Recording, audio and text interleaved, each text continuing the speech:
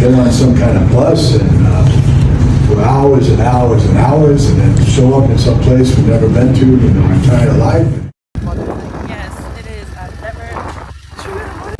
Yep, that's me, Zoe, aka Ro, according to Dr. S. I bet you're wondering how I got into this situation. To understand, let's rewind to the start. But first, let's meet the members.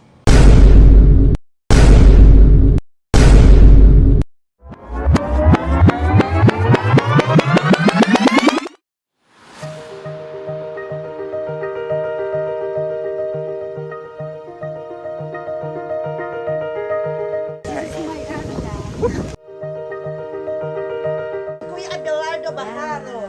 Ate Lucy, the cook. Ate Lucy. Ito my father.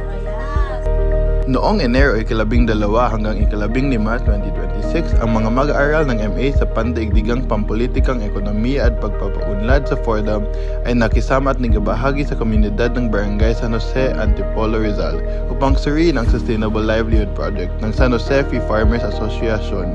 Sa pamagitan ng engagement na ito, nagsagawa sila ng madaliang partisipatoryong pagtatasa sa kamakailan lamang ng naitatag na produksyon ng tableya ng komunidad.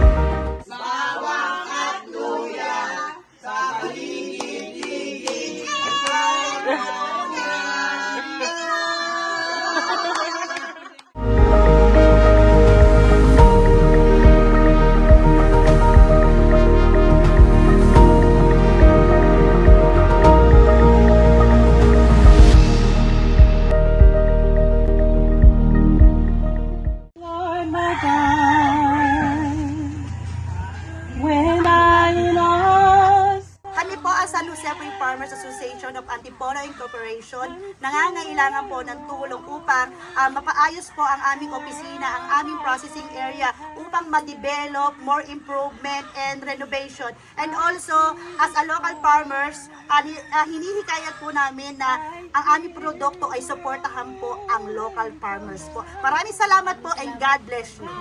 San Jose